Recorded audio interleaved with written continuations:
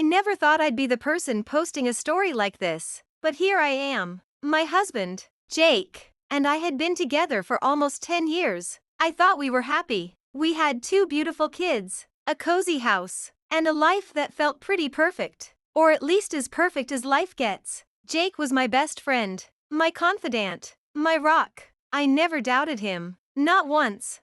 But about 6 months ago, things started to feel off. It was subtle at first. He was spending more time at work, coming home later than usual, and seemed distracted even when he was at home. I'd ask him if everything was okay, and he'd brush it off, saying work was stressful. I wanted to believe him, so I did.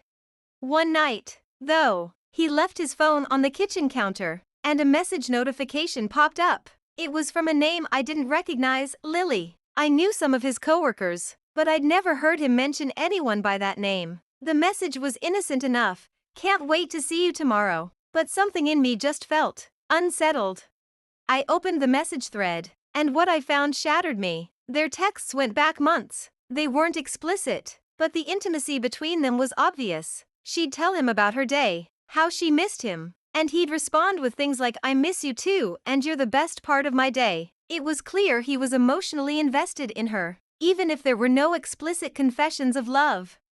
When he got home that night, I confronted him. I could barely keep it together. I was so hurt and angry. He didn't deny it. He admitted that he'd developed feelings for Lily, that they'd been seeing each other on and off for a few months, but he swore up and down that nothing physical had happened. He said it was an emotional affair, that he felt trapped and stressed, and that Lily had been someone he could talk to. At that moment, I couldn't even look at him. I packed a bag, took the kids, and went to my sister's house. 4 days. I was numb. I couldn't process the betrayal, the hurt, or the confusion. How could he do this to me, to our family? And why didn't he talk to me if he was unhappy? Jake called me every day, pleading for a chance to explain. After a week, I agreed to meet him in person, not knowing if I was ready to hear what he had to say. We met at a park near our house, a place we used to take the kids when they were little. He looked so different, tired, guilty, almost broken. He confessed that the affair started because he felt like he was losing himself. He was overwhelmed with work, with family responsibilities, and he didn't know how to talk to me about it. He'd met Lily at work, and she'd become someone he could vent to, someone who didn't judge him. He admitted that he felt alive when he was around her, like he had a part of himself back that he hadn't realized he'd lost.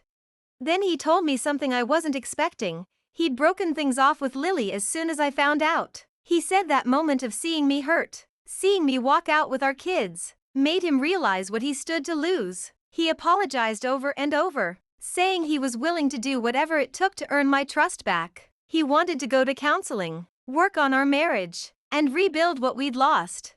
I was still hurt, still angry, but I could see the sincerity in his eyes. Part of me wanted to believe him, to try and rebuild our life together, but another part of me was terrified. Could I ever trust him again? Could I forgive him?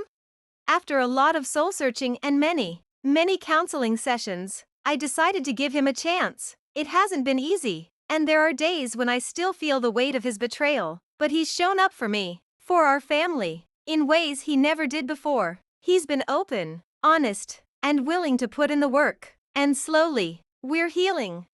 I'm sharing this because I know I'm not alone. Infidelity is painful and complex, but sometimes, it opens up conversations that force both people to confront issues they didn't know were there. We still have a long way to go, but for the first time in a long time, I feel hopeful. I don't know what the future holds, but I'm willing to see where this journey takes us.